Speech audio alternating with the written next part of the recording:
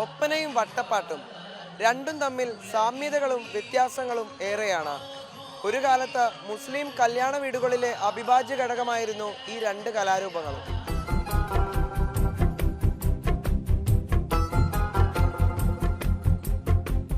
പാട്ടിന്റെ കാര്യത്തിൽ, ചുവടുകളുടെ കാര്യത്തിൽ, എന്തിന് കൈയടിക്കുന്ന രീതിയിൽ പോലും ഏറെ വ്യത്യസ്തതകളുണ്ട് ഇരു കലാരൂപങ്ങളും തമ്മിൽ. ഒപ്പനയിൽ നടന്നും ഓടിയും ചുവടുവെക്കുമ്പോൾ ചാഞ്ഞും ചെരിഞ്ഞുമുള്ള ചലനങ്ങൾ മാത്രമാണ് വട്ടപ്പാട്ടിൽ. മുഖഭാവത്തിനും ചലനങ്ങൾക്കും പ്രാധാന്യമേറെയാണ്.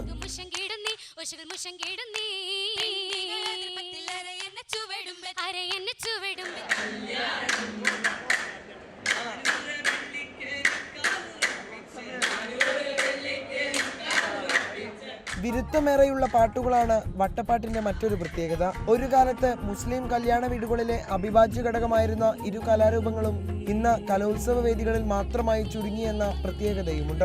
Nikhil Pramesh, team reporter, Kannur.